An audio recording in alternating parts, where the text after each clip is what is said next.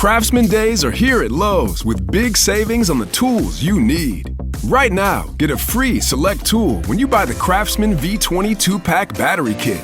Whether it's the backyard, the bathroom, or beyond, Craftsman has the tools to help you power through and get the project done right. Because DIYing is unpredictable, but your tools shouldn't be. Shop Craftsman at Lowe's today. Valid through 6/18 while supplies last. Selection varies by location. If your brain is at full capacity with to-dos, birthdays, and dinner plans, meet Skylight Calendar. It syncs your entire family's schedule onto a sleek digital display, so you focus on important things like where you left your coffee. Right now, Skylight is offering our listeners $30 off their 15-inch calendars by going to skylightcal.com/talk. Go to skylightcal.com/talk for $30 off your 15-inch calendar. That's skylightcal.com/talk. Every team, every topic, everywhere. This is Believe. Welcome to Orioles on the Verge. This is Zach Spedden, joined as always by Bob Phelan and Nick Stevens. And on tonight's episode, we're going to break down the performances of Dylan Beavers and Judd Fabian down in AAA Norfolk. Although Beavers is currently on the IL with what is expected to be a relatively short-term shoulder injury, he had been performing very well at the plate leading up that injury, while Fabian is putting together a solid year. With both players Rule 5 eligible for the first time at the end of this season, the Orioles are going to have to make some near-term decisions about how they fit into their plans for the Major League club. And as I get into this segment, I want to mention that the basis for this is an article that Nick wrote over at our Substack, oriolesontheverge.substack.com, last week, diving into the data behind what Beavers and Fabian have done so far at AAA. So, Nick, just to start us off here, can you give us a little sample of what you're seeing in those two players' performances? Yeah, this was just trying to find some positives somewhere, anywhere to write about. And it's good that we're seeing two guys who are close to the major leagues and two guys, as maybe we'll hit on here by the end, depending on how this outfield in Baltimore at the major league level looks in the next couple of weeks or months, they could be relying on Beavers and or Fabian. And they were both taken together in the 2022 draft class, so they are both Rule 5 eligible this offseason. And so this is a critical year for both guys, right? And it's either they get protected or they're showcasing their stuff for another team that can call Baltimore in a trade. They're obviously not going to be left vulnerable in the Rule 5 draft if they're going to be selected. So I imagine they're either going to be on the 40-man roster by the end of the year or they will be traded. And so they got to show it, though, because there's both guys that came into the organization with a ton of question marks, specifically about the hit tool. And they're both having what I think are like their best stints of their career right now, I would probably say, up to this point. And that's good. And, with Beavers, it was just a lot of, with the hit and this long-term project that the Orioles are going to undertake with him and that hit tool. And you look at his numbers now, as we've pointed out many times before over the last couple of weeks, how brutal he was at the beginning of the year. Since then, since April 15th, Beavers is hitting .351, a 12.9% strikeout rate, 12.1% walk rate, a 155 WRC plus. He's been fantastic. And of course, he decides to run into a wall right as I want to publish this to throw a little wrench into it. But still, like you said, hopefully it's not that long and he's back on the field. And hopefully this doesn't cause any sort of disruption. But Fabian as well, you still see the very Judd Fabian-esque numbers on his stat line. But when you look at the swing and miss, I think it looks better this year. He's posting some of the better numbers in his career in terms of contact and swing and miss. So it's positive to see. And I didn't really talk at all in the article about how they fit into the major league roster moving forward or what exactly, any definitive statements about where I stand on these two guys and what their future may be. Just kind of presenting, here are the question marks. Here's been their journey. Here are their numbers now this year. And so, yeah, interested to see what you guys are thinking now, 2 months plus into the minor league season. I got their StatCast cards in there from TJ Nesteco, pulled those in. And I think, you could probably pull these up too for free on the other website. I don't know the name of it, but there's the free one out now. You can see those player cards as well. I'm interested also in what you guys think of when you look at these StatCast cards and where they're hot, where they're cold. What are you guys seeing with these two guys? I am seeing two major leaguers that should be in the major leagues pretty soon. Yeah, I think it's a really great sign based off of the time they had in AAA. Beavers was very little at the end of last year. Fabian a little bit more than that, but just a great sign of the work they put in over the offseason that they were able to improve. And we've seen that consistently, at least with Fabian. He always seems to come in way more prepared for the level that he finished the previous season at, and comes in and makes those improvements with the swing and miss and the contact. And then he gets promoted and he struggles. So I think you have to imagine that if and when he gets promoted to the major league, he's going to have some struggles, but he's proven time and time again to be able to fill in those gaps and improve where he needs to be able to show off his skills at the whatever level it is, and his defense and arm and raw abilities like power and patience at the plate, I think will help to offset that time that he needs where he's going to struggle a bit. So that's why we talked about in the previous episode, let's get these guys up here and let them go through that now. I would love to see him come up as soon as tomorrow to take Heston Kjerstad's place in right field, just to give Kjerstad a chance to reset and give Fabian a chance to get his feet wet. I know with Beavers, it's a little bit different where I think he is having a breakout season that is like putting him firmly in place to be a corner outfield on a major league team, whether it's the Orioles or someone else. But if he was healthy, I'd say give him the shot over Kjerstad right now and see what happens, because he's not been a guy like Fabian who's just consistently gotten better and filled gaps in his game. He's kind of been, he'll have a hot month or two, but then he kind of struggles. And then the way he started off the season, it was like, man, is Beavers just going to run out of time? And no, something clicked. And I think he's proven that it's held like it's been most of the season. He's been a completely, not a different player, but just putting it all together in an exciting way where I think he has a long future ahead of him. If people were pissed that we traded Kyle Stowers, let's hope we hang on to Dylan Beavers. What jumped out at me as I looked at the data in Nick's article, and I'll start with Beavers, is that if you look at his average exit velocity, he's not hitting the ball terribly hard. His jump in performance is not because he's hitting the ball a lot harder than he has in the past. What he is doing, though, is he's cut his chase down, and his swing strike rate has dropped by about 2.5% from where it was last year, 10% last season compared to 7.6% so far this year. And the in-zone contact rate sits at 88%. So it feels like the swing decisions, which were one of the things we know that the Orioles were really prioritizing with Beavers' development, have gotten exponentially better than they were over the last 2 years. And that's what has allowed him to be successful. The other thing that I think is worth pointing out, and I will say that I take minor league platoon splits with a big grain of salt because I don't know that they have much predictive value.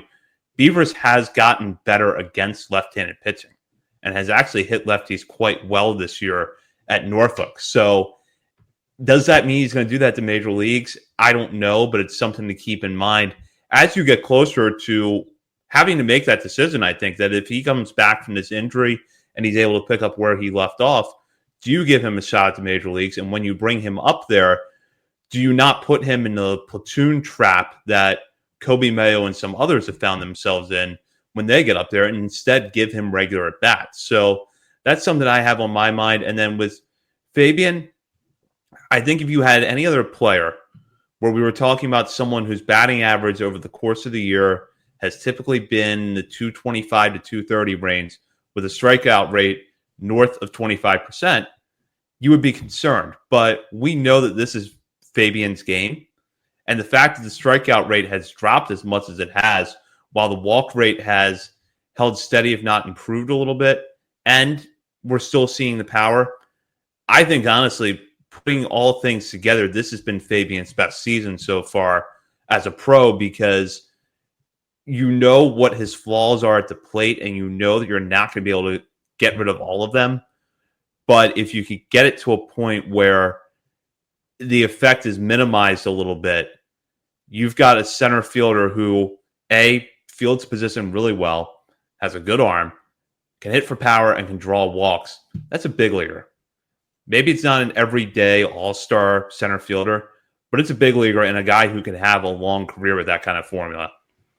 Guys, Jorge Mateo has played center field for the Baltimore Orioles 2 games recently, at least 2 games at the time of this recording. So, yeah, you can make that switch at any point. Yeah, don't overthink this. It is Fabian is, and that's why I don't want to spoil it because I think we're going to end the episode with that. But just looking at Fabian's card, yeah, like he's not chasing. He's 81st percentile in swinging outside of the zone, right? But it's the issue is his in zone contact rate. He's in the 4th percentile. It's 73%. Like he's not chasing, which leads to a phenomenal walk rate. And it's close your eyes and guess when a pitcher does throw a strike. But when he does make contact, 73% of the time, he's in the 93rd percentile in barrel rate. His max EV is 112 miles per hour. His hard hit rate is almost 50%. Like he mashes the baseball when he does make contact. So yeah, I think he's, again, when we go back to January, when we were putting together our individual top 50 list in preparation for our first run, when I'm sitting here trying to decide what I was going to do with Judd Fabian, I was way down on Fabian. Like, just, I don't even want to rank him in like the top 10, barely top 15. I'm just like, he's not going to be able to make contact. And the swing and miss could jump significantly even more when he gets to the major leagues. And it could be an issue that is too massive to overcome. That is a very real risk. But if you mentioned Jorge Mateo over here, yeah, I'll run with that risk 10 times out of 10. But I do feel a lot more and we're not seeing massive differences this year in AAA as far as like the swing and miss and the contact rate. It's improved. It's not like, whoa, what did he do to make this change? But it is improved enough to where I feel more comfortable. And yeah, Fabian's going to get some run. Fabian's going to get his opportunity. When he does make impact with the baseball, he's going to do massive damage on that pitch. So yeah, that's the Fabian thing is like, and with either of these guys, like you're not thinking like they're not winning Rookie of the Year awards. Like there is some low hanging fruit, as you guys have been mentioning here. There's some low hanging fruit you can fix on this roster, and yeah, here are 2 pieces right here who you've got to make a decision about. When Beavers is healthy, I think you make a decision sooner rather than later on both of these guys, and maybe give them some run. I think Bob brought up a great point about Fabian, which is that we have seen him make the adjustments after struggling at a level year after year. He did it after a short run at Aberdeen out of the draft. He did it at AA after he got there late in the 2023 season. And Nick, I think that, you were talking about your struggles with Fabian. I had similar struggles when I was putting together my top 50. And part of it was that he just looked really bad at Norfolk last year. He looked overmatched after he got up there, but he improved, I think, as much, if not more, than he ever has from one season to the next, despite the challenges of facing AAA pitching. And I got to give him a ton of credit for that. Yeah. He did it in college too. The year, it was bad. The year the Orioles wanted to draft him, Boston got him, and he didn't sign with Boston, goes back to Florida, and the improvements were significant in year over year down there at Florida. So yeah, that's the trend his entire career. So yeah, that's what I'm saying. Like, be aggressive with these guys, stop babying them, get them to the major leagues, and let Fabian whiff 55% of the time for the first month he's up. Let him get it out of his system now. You're not going to the playoffs. Who cares? Let him do it now at the major league level. And yeah, let's run with it. And hopefully he sees that, he adjusts, he improves, and he comes back, has a strong spring training, 2026. There you go. Is Cedric Mullins back on this roster? Who knows? Like, is Dylan Carlson, Laureano, Tyler O'Neill, like, what's up with these outfielders? What is this outfield going to look like? Is Kerstad a major leaguer? Like, so many questions with this outfield moving forward. Let Fabian get his run now, and let's see what he can do next year. Even if it's as the 4th outfield type, well, you don't need to bring in a 35-year-old backup outfielder. You got the young kid here in Fabian, who you feel comfortable being your fourth outfield option next year. Yeah, exactly. And what you love about that growth mindset that he so clearly has is once he gets to the majors, I mean, there is no next level to adjust to. So you would hope he could just continue to refine. He's 24 years old. Like, he's not a super young prospect. Let's get him up here and let's let him adjust. That I completely agree. Let's talk about the rest of this season, because as I touched on at the top of the show, both players are Rule 5 eligible for the first time this offseason. And coming into the year, Nick, you had predicted that because of that roster crunch that the Orioles are going to be facing at the end of the year, that one of them could get traded during the season. But with the Orioles likely not going to be buyers at the deadline now, is there room for both guys to be on the 40-man roster, if not by the end of the year, then by the deadline in the fall?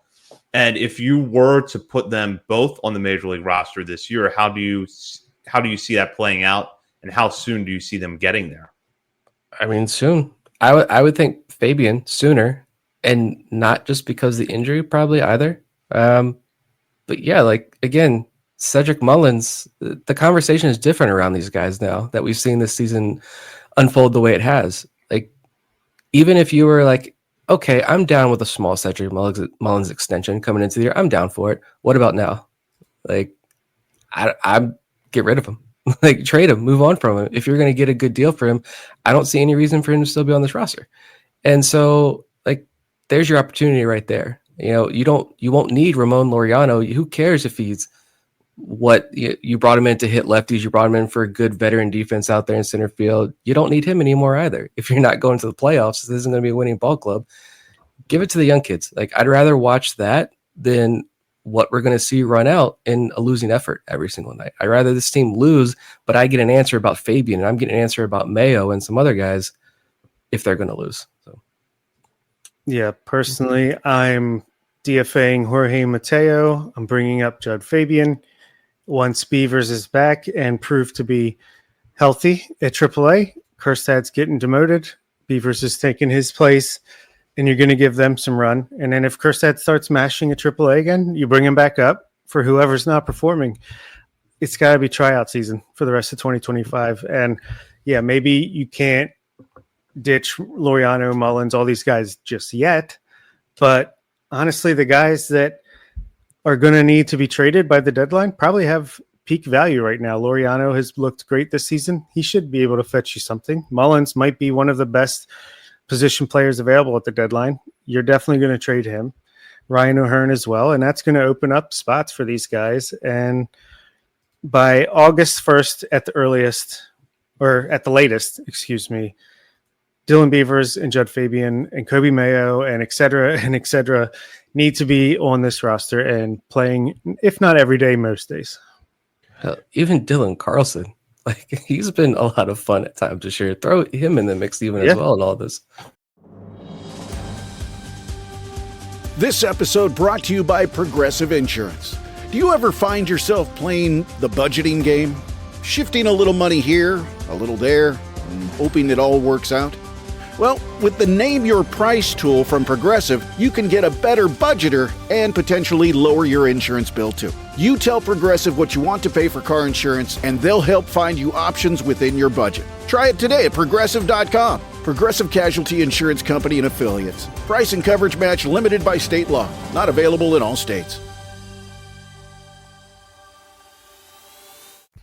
That's a good point. And before we move on, I want to just touch on this real quick, because it does seem like if you're going to bring Beavers up, the logical move would be to flip-flop him and Heston Kjerstad, because Kjerstad does still have options. And despite the struggles that he's had this year, I think that the Orioles do see something in Kjerstad, not to mention that maybe Kyle Stowers is now a cautionary tale for giving up on that kind of player too quickly. Time will tell on that. But what are some of the differences that you guys think that fans would see if you went from Heston Kjerstad in the lineup, batting seventh in left field or right field most nights, to now having Dylan Beavers in that spot?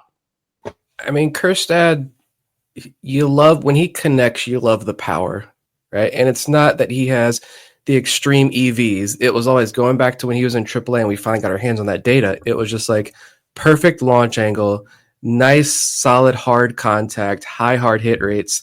Just this beautiful combination that led to so many beautiful home runs from Kjerstad. And it's fun and it's exciting, but he's really struggling to, make contact with a baseball. Dylan Beavers, on the other hand, maybe he's not hitting the ball super hard. His max EV is only 110. So that's 50th percentile, not incredibly hard. But look at the rest of his card right now. He's not chasing. 88th percentile in chase rate, 75th percentile, I can't read that, whiff percentage, 80% end zone contact rate, 80th percentile walk rate, 53rd percentile in strikeout rate. And that was the first 3 weeks of the year. He was striking out at 45% clip. That's thrown in there in this mix. Like, he's going to make contact. And yeah, he has no home runs in 2 years against lefties down in the minor leagues, but he's hitting for a good average against lefties down there. And again, take those with a grain of salt if you will. But yeah, I don't know if Beavers is going to be some, home run masher, but he should make more contact. If this Dylan Beavers we're seeing is a true representation of who he can become, it's finally all clicking for him. I like it. And I think that's going to be the biggest difference right there is hopefully more contact. It honestly, he reminds me of Nick Markakis. This final form of him is almost Nick Markakis-esque, where it's like, yeah, he could hit 15 to 20 home runs maybe, but also he's just going to get on base. He's going to give you good at-bats. He's going to have a decent average. He's not going to have the defensive abilities that Nick Markakis, Gold Glove right fielder. I think he was at least eligible. He was at least nominated for Gold Glove.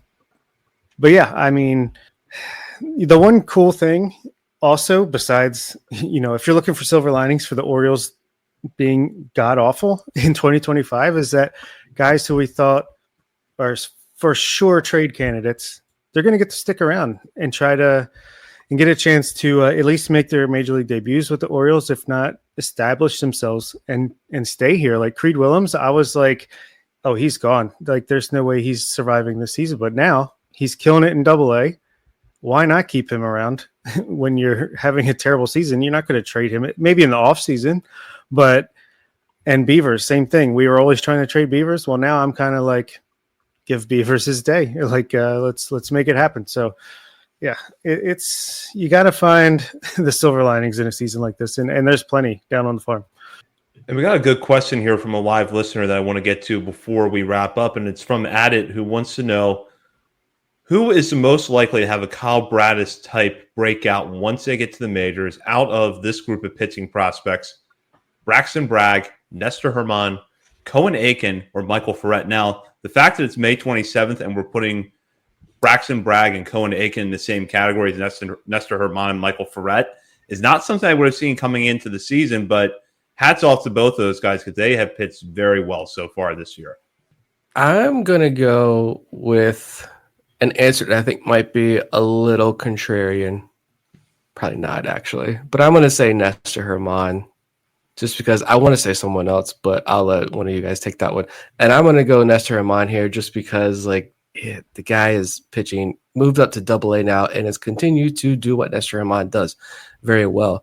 The strikeouts are up this year. The walk rate is it is what it is. It's a little higher this year, but the strikeouts are up to 33, 34%. And he's holding his own now in Double-A. And I think all of these positive reports and hyping him up on the national scale scared me. I'm like, oh, everybody's on him now. Everybody's got him top 10, top 15 prospect. Is this a Gene Pinto story all over again where now he's going to fall apart or something? No, Nestor Herman is for real this year, I think. And for him to get up to Double-A and pitching as well as he has, I think you are seeing why. That fastball works. The curveball is a beauty. The secondaries work. He pounds the strike zone and he's getting results. So yeah, I could see Nestor Herman being that sleeper guy. Yeah, I love Nestor Herman. You can't really go wrong. Cohen Aiken, I think, for me personally, just got a little more ways to go. Just, it's only been 2 months of a season so far. It's been great, but guys like Herman, Ferret, Blake Money, Trey Gibson, et cetera, have done it for longer. So I'll exclude Aiken for now, but Herman, I love. The answer is probably Michael Ferret, but I'm going to go with Braxton Bragg just because I think he is that dude. I think he is, and I think the Orioles know it. The fact that he threw 92 pitches, 90 to 9, I think it was either 90 or 92 pitches in his last start for AA Chesapeake or Merced Bowie, is a great sign because they don't let pitchers in AA throw that many pitches, like point blank, period. So something is going on there where they're building him up above and beyond. Clearly seems like whether it's imminent or close, maybe a week or two away, Braxton Bragg is destined for AAA sooner rather than later. I think his stuff is electric, and he has added pitches and improved pitches and kept the command that he's had become known for in 2024. Yeah, I think Braxton Bragg is going to just do not be surprised when he is like, if not top 100 prospect in all of baseball before this year is over, a top 50 prospect in baseball by the time this year is over. And I don't buy, love you, John, listening to y'all's conversation with John Muley last week. I don't buy for 1 second when he's like, oh yeah, the Orioles, like they liked what they saw with him. They knew there was something here with him, but they kept him in low A's because that's where the innings were. I call BS that they knew he was this good, because this Braxton Bragg was not pitching in Delmarva last year. Yes, he was good, but clearly look at the numbers. But like, I do agree. This is like top 100 prospect potential now, and a guy who honestly should be in AAA and should be fighting on this team, should be fighting for a major league spot by the end of the year. Like, that's how good and effective he's been, which story of the year down the farm. Those are both good choices. I'm going to go with Ferret as my answer to this question because the Pitts mix is so similar to what Braddis has that I think that that's a big reason why the Orioles targeted him out of the draft in 2013 was because they saw some similar traits to Kyle Braddis. Physically, they're very similar builds as pitchers. I could see Ferret as a guy that has, a longer development curve because he is younger. He just turned 21. So Herman and Bragg are closer to the major leagues at this point, not just because they're a level higher than Ferret and they're not on the IL, which Ferret is, but they're older. With that said, Ferret's out with a lower back issue that hopefully is not serious. And given how well he was pitching at Aberdeen leading up to that injury, I have to think that he would be in Chesapeake by now if he wasn't hurt. So I feel like because of the stuff and the aids, Ferret still has the highest ceiling of that group, even if we're not able to see it for ourselves right now. And with that, go ahead. I was just agreeing with you. I do think like somehow with the breakouts and injuries and like Levi Wells, we didn't even talk about, Michael Fred has kind of gone under the radar at this point, which is kind of crazy. Wrong answer. It's Trey Gibson. He's going to swoop in through past everybody. I don't know why he's still in high A, but that's another discussion. Yeah, that might be a future episode. Why are these pitchers still at this level, featuring Trey Gibson, Keegan Gillis, and more. And with that, now we will go into our final segment of the night. Last call brought to you by Checker Spot Brewing. Located 1421 Ridgely Street, Checker Spot is not far from Camden Yards, making it the perfect place for a pre- or post-game drink. And while you're at the ballpark this year, you can get one of their signature beers, the Bird is the Word, at the beer stand behind home plate. That is Checker Spot Brewing. And now for our last call segment, I'm going to go back to the Dylan Beavers and Judd Fabian discussion and expand it out a little bit to talk about some other players who are currently on the Norfolk Tides, making cases for Major League time this year and are Rule 5 eligible after this season. And of this group of 5 players I'm about to mention, 4 of them will be eligible for the first time. So, of these 5 players who are currently in Norfolk and will be Rule 5 eligible after this season, which ones will make their Major League debuts in 2025? And in what order will they debut? And those players are Judd Fabian, Dylan Beavers, Samuel Basayo, Cameron Weston, and Kyle Bronovitz. So you've got 3 position players in Basayo, Fabian, and Beavers, 2 pitchers in Bronovitz and Weston, and all but Bronovitz will be Rule 5 eligible for the first time this offseason. So, Bob, I'll start with you here. I think 4 of the 5 will make their major league debut this season. I think Cameron Weston, he probably deserves to, but because the pitching is getting healthier, Trevor Rogers is right there, Chase McDermott is right there. Hopefully, Brandon Young is back soon, and Kyle Bradish is coming back. Grayson Rodriguez is coming back, hopefully. Tyler Wells. I just think it's the numbers game. I think he'll absolutely be added to the 40-man in the offseason, but I don't know. He might run out of room as the team gets healthier, even as trades come about. But other than that, I think I don't love it, but Samuel Basallo, probably late August, early September, because I think it's probably smart, but I think I'd rather them just extend him now or bring him up now/soon and worry about the service time when you extend him, whether it's now or a little bit later. Judd Fabian and Dylan Beavers, I think, are both guys that could even be before the trade deadline, but certainly post-trade deadline, I see them up. I'll say Fabian first, Beavers second. And I do think Kyle Branovich will get a shot in the bullpen this year post-trade deadline, because if you trade guys like Soto, Dominguez, Kittredge, maybe you trade a Brian Baker a Yennier Cano just because the value is so high, then I think Branovich could be a guy that slots in and at least gets a chance to end this year going into spring training to establish himself as a major league reliever. I pretty much have the same thoughts there. I'm like, be aggressive with these prospects. Take the kid gloves off. But that point you just made about so many pitchers coming back healthy now by the end of the year, hopefully they stay healthy. Even if you move on from a Zach Eflin, you've still got enough arms. Tyler Wells even coming back. We'll see what role they put him in. Like, I would prefer in that instance, go ahead and keep Weston in AAA, working with Justin Ramsey, keep stretching him out as a starter. His last 3 outings specifically have been really, really good. A few more walks than you like to see in the last outing, but overall, this month is much better than the first month of the year. So he's clearly progressing down there in AAA. So I'm fine with him staying down in AAA all year, unless he just has this crazy breakout in the next month or two. But yeah, I do agree. Fabian and Beavers come after the deadline. Basallo's near close to the end of the year. And I said the same thing, Branovich getting bullpen run, but I could see him like they really need an arm. But he's also one of the first guys to get like DFA'd. I don't think he's like a long-term answer. I could see him even being DFA'd by the end of the year, but hopefully getting to make his MLB debut at least and showcase his stuff for the rest of the league. But we'll see how the trade deadline shakes out and how that expedites some of these guys. But realistically, we know what the answer is, that none of these guys make their major league debut this year. Looking at how things have been trending for Branovich and Weston, they've kind of gone in opposite directions over the last few weeks, where Branovich was so good for the first month and a half, and his last 3 starts have not been great, whereas Weston had some rough patches early on, but has been much better over his last 3 starts.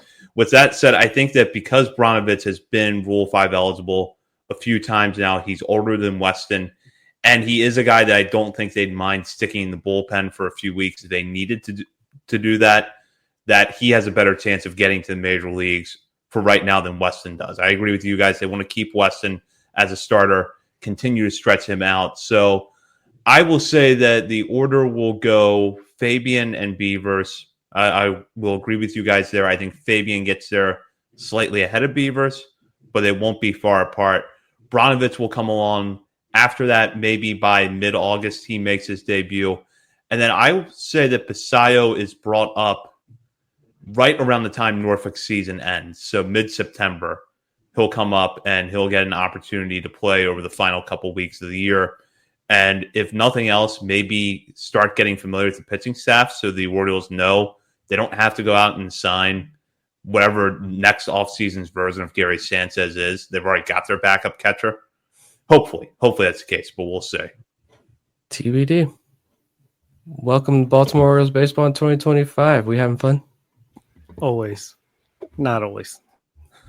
Of course, we're having fun here at Orioles on the Verge because when we don't really want to talk about the major leagues, we can just go watch the minors. And we're a baseball podcast that doesn't have to talk about Pete Rose. Isn't that great? We don't have to talk about any of that stuff. And we got the draft coming up. So, yeah, we can Oh, Enrique Bradfield Jr. is back. Sorry, my microphone's messed up. Enrique Bradfield Jr. is coming back. We got the draft coming back. Guys are getting healthier down on the farm. So, yeah, it's fun to be, at least we get to be optimistic about what's on tap the second half of the season here.